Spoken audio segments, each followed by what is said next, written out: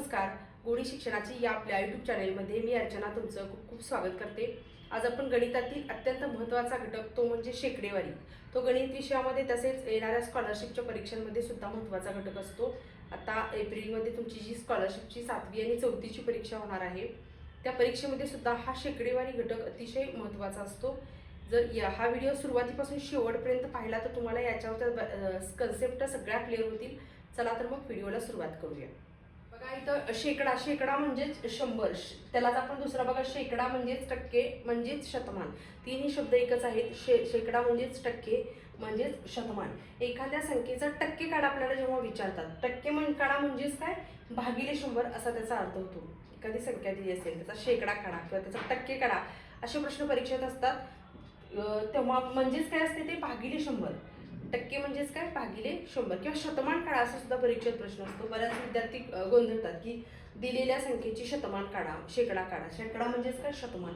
बऱ्याच विद्यार्थ्यांना ही कन्सेप्ट लक्षात येत नाही. त्यासाठी ही कन्सेप्ट लक्षात ठेवा. शेकडा म्हणजेच टक्के, शेकडा म्हणजेच शतमान, टक्के काढा म्हणजेच त्या संख्येला भागिले 100 असा त्याचा अर्थ. काढत असताना म्हणजे शेकडा काढत असताना या 3 कन्सेप्ट अतिशय महत्त्वपूर्ण लक्षात ठेवायचा. म्हणजे एखादा अपूर्णांक दिला असेल तर तुम्हाला त्या अपूर्णांकाचं शेकडेवारीत रूपांतर करायला सांगितलं. समजा अपूर्णांक आहे 3/4, हा अपूर्णांक आहे, याचं मला रूपांतर शेकडेवारीत करायचं. तर काय करणार, दिलेला अपूर्णांक गुणिले 100. अपूर्णांकाचं शेकडेवारीत रूपांतर करताना जो दिलेला अपूर्णांक आहे त्याचं गुणिले 100 करायचं. बघा मी फॉर एक्झाम्पल इथे 3/4 घेतलेला आहे. 3/4 100 काय येणार आहे, 300 भागिले 4, 4×5 20 म्हणजे काय आले 75%. हे काय आलं तुमचं 75%.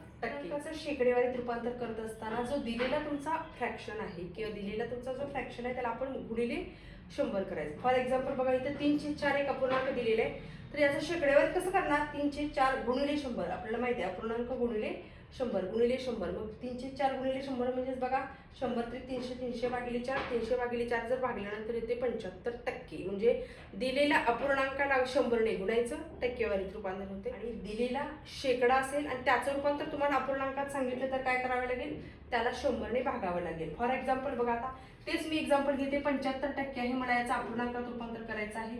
75 भागिले 100, 75 भागिले 100 हे लहानातला आपण भाग आल्यानंतर काय येणार आहे, 25 3 75, 25 चौक 100 म्हणजेच लहानातला रूपांतर 3/4. या 2 कन्सेप्ट लक्षात ठेवा. अपूर्णांकाचं रूपांतर शेकडेवारीत करत असताना दिलेल्या अपूर्णांकाला 100ने गुणावे आणि शेकडेवारीचं रूपांतर अपूर्णांकात करत असताना दिलेल्या शेकड्याला 100ने भागावे. अपूर्णांकात त्याचं काय होतं, रूपांतर.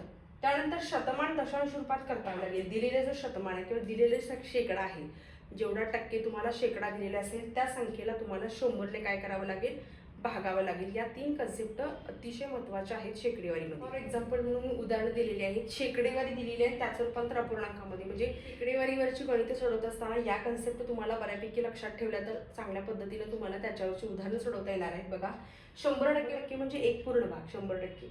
50% म्हणजेच त्याचा अपूर्णांकामध्ये रूपांतर म्हणजेच 1/2 असतो. 75% म्हणजेच 3/4. 25% म्हणजेच 1/4. 12%, 100चे 12% म्हणजे 3/25. 5% म्हणजे 1/20. 7% म्हणजे 3/5. 20% म्हणजे 1/5. हे आपण अपूर्णांकात याचे रूपांतर केलेलं आहे. म्हणजे 100% म्हणजे प्रत्येक संख्येला जर 100ने भागल्यानंतर येणार हे काय आहे, उत्तर आहे. 20% म्हणजेच 20 भागिले 100. 20 भागिले 100 म्हणजेच 20 × 21, 20 100 म्हणजे याचं रूपांतर याच्यामध्ये किती येणार आहे, 1/5. 15% म्हणजे 3/20. 2.5%, 2.5%, 100चा 2.5% म्हणजे 1/40 आणि 12.5% म्हणजे किती, 1/8. प्रत्येक संख्येला काय करावं लागेल, तुम्हाला भागावं लागणार आहे. इथं तुम्हाला शेकडेवारी याचं रूपांतर आपण अपूर्णांकात केलेलं आहे. प्रत्येक संख्येला काय केलेलं आहे आपण, 100ने भागल्यानंतर ही जी उत्तर आलेली आहेत ही एवढी जरी कन्सेप्ट तुम्ही लक्षात ठेवली, किती म्हणजे किती टक्के, एखादी संख्येची टक्केवारी दिली असेल तर त्याचा अपूर्णांकात लक्षात ठेवलं तर बऱ्याच शेकडेवारीच्या तुम्हाला एक्झाम्पल सोडवण्यासाठी मदत होणार आहे. मग आपण याच्यावरची शेकडेवारीवरची काही उदाहरणं एक्झाम्पल सोडवूया. आर्यनपेक्षा 20% गुण कमी मिळाले तर आर्यनला वेदांतपेक्षा किती टक्के गुण जास्त मिळाले. याला याच्यापेक्षा एवढे टक्के जास्त आहे तर त्याला त्याच्यापेक्षा किती टक्के गुण, याला 20% कमी आहेत तर मग किती टक्के त्याला जास्त आहेत, असा प्रश्न आहे. बघा दोन्ही पद्धतीने आपण सूत्र वापरून सुद्धा सोडवू शकतो किंवा डायरेक्ट सोडवू शकतो. बघा आर्यनपेक्षा 20% गुण कमी आहे. समजा आर्यनला जर 100 मार्क्स असतील, आर्यनला 100 मार्क्स असतील तर वेदांतला किती मार्क्स पाहिजेत, 20% कमी आहेत म्हटल्यानंतर 20% आर्यनला किती 80 मार्क्स असतात, 80 मार्क्स असणार आहे. तर तुम्हाला याला किती टक्के जास्त विचारले म्हणजे मोर पर्सेंट तुम्हाला काढावे लागेल. जेव्हा मोर पर्सेंट काढत असताना दोन्ही मार्कांमधील फरक असतो भागिले जेवढे कमी, ज्याला कमी मार्क आहेत ते गुणिले 100.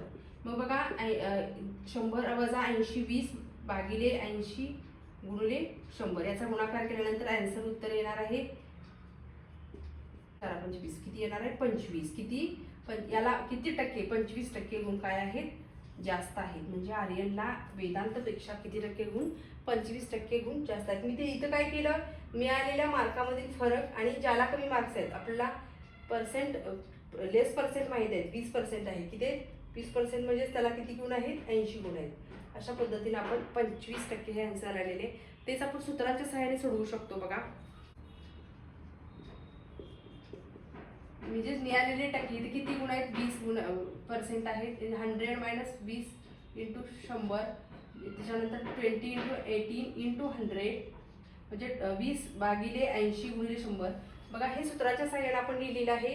पी म्हणजे जेवढे पर्सेंट गुण आहेत ते पर्सेंट भागिले 100 वजा मिळालेले जे पर्सेंट गुण आहेत गुणिले 100. 20 भागिले 100 वजा 20 गुणिले 100. बघा इथं किती आहेत. पी म्हणजे काय असणार आहे तुम्हाला पर्सेंट टक्केवारी की पी म्हणजे काय असणार आहे एकूण टक्के 20%. पी म्हणजे किती असणार आहे 20%. म्हणजे मी इथं 20 100 वजा 20 गुणिले 100 या शून्याला शून्य गेले 30 संख्या येणार आहे 1/4 गुणिले 100 म्हणजे किती असणार आहे 25%. म्हणजे आर्यनला 25% गुण जास्त मिळालेले आहेत. अशा दोन्ही पद्धतीने आपण हे गणित सोडवलेलं आहे. सूत्राच्या सहाय्याने आपण पटकन सोडवू शकतो. आपल्याला मोर पर्सेंट विचारले म्हणजेच काय जेवढे पर्सेंट मिळालेले आहेत ते भागिले 100 मधून ते पर्सेंट वजा केल्यानंतर आपल्याला मोर पर्सेंट येत आहे. म्हणजे मिळालेले जास्त गुण त्याच्यापेक्षा याला टक्के गुण जास्त मिळालेले 20% वाढलेले. 20% वाढल्यामुळे त्या वस्तूचा खप 20% कमी झाला.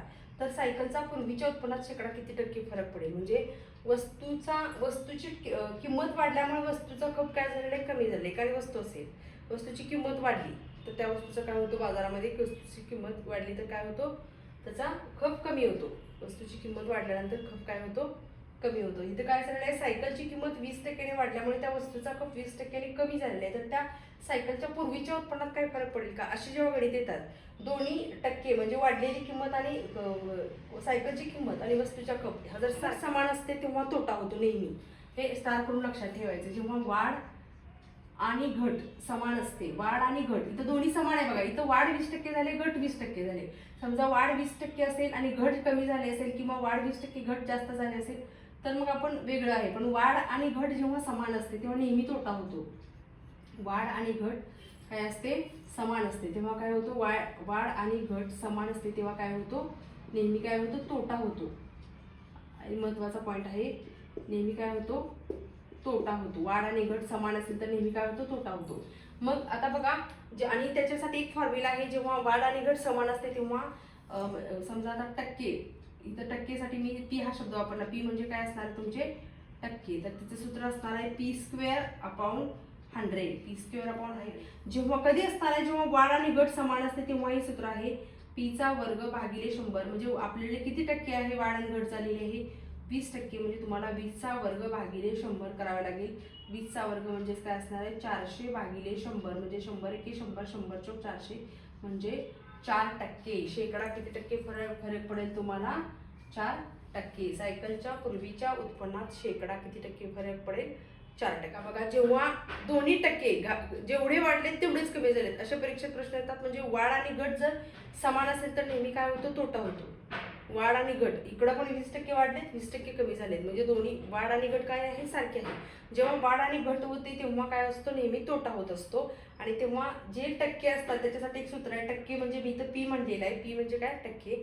तर त्याच्यासाठी एक फॉर्म्युला आहे. अशा पद्धतीने जेव्हा प्रश्न येतात तेव्हा शेकडावारी काढत असताना आपण त्याचं सूत्र आहे p² भागिले 100. म्हणजे जेवढे टक्के आहेत त्याचा वर्ग भागिले 100. इथे 20% आहेत. वाढ आणि घट सारखीच आहे म्हणजे 20² 400 भागिले 100 100 × 100 100 × 400 म्हणजे दिलेले जे सायकलचं उत्पन्न आहे त्याच्यामध्ये किती फरक पडेल सायकलच्या पूर्वीच्या उत्पन्नामध्ये 4% शेकडा फरक पडेल. बघा इथं गणित आहे x = 25 y = 50. दोन गणित आहेत. खूप ट्रिक्स आहे इथं. तर x हा y पेक्षा किती टक्क्यांनी लहान आहे म्हणजे x 25 आहे y 50 आहे म्हणजे y मोठा आहे आणि मग x पेक्षा किती टक्क्यांनी y हा वाय पेक्षा किती टक्क्यांनी कमी आहे विचारले, आणि तोच प्रश्न दुसरा विचारला, वाय हा एक्स पेक्षा किती टक्क्यांनी जास्त आहे. वाय 50 आहे, मग याच्यापेक्षा किती टक्क्यांनी तो जास्त आहे. अशी जेव्हा याच्यापेक्षा हा टक्के जास्त आहे किंवा त्याच्यापेक्षा हा टक्के कितीने कमी आहे असे प्रश्न विचारले जातात, तेव्हा एक सूत्र आहे बघा. जेव्हा तुम्हाला लहान संख्या विचारली जाते, जेव्हा तुम्हाला लहान संख्या विचारली जाते, लहान संख्या, आता लहान संख्या इथे एक्स आहे, म्हणजे तुम्हाला एक्स हा किती टक्क्यांनी कमी आहे असं विचारलं, एक्स हा वायपेक्षा किती टक्क्यांनी कमी आहे, लहान आहे. जेव्हा तुम्हाला लहान संख्या काढायची असते तेव्हा सूत्र आहे बघा. इथं काय असणार आहे, लहान संख्या काढत असताना दोन संख्येमधील फरक, आता तुम्हाला दोन जे काय असेल ते संख्येमधील फरक भागिले इथं काय घ्यायचं, मोठी संख्या. तुम्हाला लहान संख्या विचारली असेल तर इथं काय येणार, मोठी संख्या गुणिले 100 हे सूत्र आहे. तुम्हाला इथं लहान संख्या विचारली, लहान आहे, एक्स हा वायपेक्षा किती टक्क्यांनी लहान आहे, म्हणजे एक्स बद्दल विचारले, लहान संख्येबद्दल विचारलं तर दोन संख्येमधील फरक, आता दोन संख्येमधील फरक आणि मोठी संख्या गुणिले 100. आणि तेच जर गणित तुम्हाला मोठी संख्येबद्दल विचारलं तर तुम्हाला मोठी संख्या आहे, मोठी काय येणार आहे, मोठी संख्या विचारली तर काय येणार आहे, दोन्हींमधील फरक भागिले लहान संख्या येणार आहे. इथं काय येणार आहे, लहान संख्या गुणिले 100 हे दोन सूत्र वापरून आपण हे गणित सोडवू शकतो. बद्दल विचारतात तेव्हा त्या दोन्हीतला फरक, त्या दोन्हीतला फरक किती असणार आहे इथंच मी सोडून दाखवते तुम्हाला. 50 वजा 25 किती असणार आहे, इथं 25 असणार आहे, भागिले मोठी संख्या कोणती आहे, 50 गुणिले 100, म्हणजे उत्तर काय येणार आहे तुमचं, 25 एके 25, 25 दोन्ही 50 आणि बेके बे 10, म्हणजे किती येणार आहे उत्तर तुमचं 50. उत्तर किती येणार आहे, किती टक्क्यांनी लहान आहे, 50 टक्क्यांनी. किती टक्क्यांनी लहान आहे ते बघ, 50 टक्क्यांनी. आता इथं तुम्हाला विचारलं वाय हा एक्स पेक्षा किती टक्क्यांनी जास्त आहे, वाय हा एक्स पेक्षा, इथं म्हणजे मोठं काय येणार आहे, वाय येणार आहे, मग दोन्हीतला फरक किती असणार आहे, 50 वजा 25, इथे 25 फरक असणार आहे. लहान संख्या बघा इथं तुम्हाला मोठी विचारलेली, लहान संख्या 25 आहे, गुणिले काय असणार आहे 100, म्हणजे 25 ला 25 म्हणजे काय असणार आहे 100, काय असणार आहे वाय पेक्षा 100 टक्क्यांनी जास्त. वाय हा एक्स पेक्षा किती टक्क्यांनी जास्त असणार आहे, 100 टक्क्यांनी जास्त असणार आहे. आणि एक्स हा वाय पेक्षा किती टक्क्यांनी लहान असणार आहे, मग 50 टक्क्यांनी लहान असणार आहे. बघा हा 25 असेल तर हा 50 आहे, हा 50 असेल तर हा 50 असेल तर जर वाय एक्स 50 असेल तर त्याच्या 25 त्याच्या परत 50% तो जास्त आहे, म्हणजे किती असणार आहे 100 टक्के. अशा पद्धतीनं दोन्ही गणित विचारल्यानंतर आपण ते गणित सोडवू शकतो.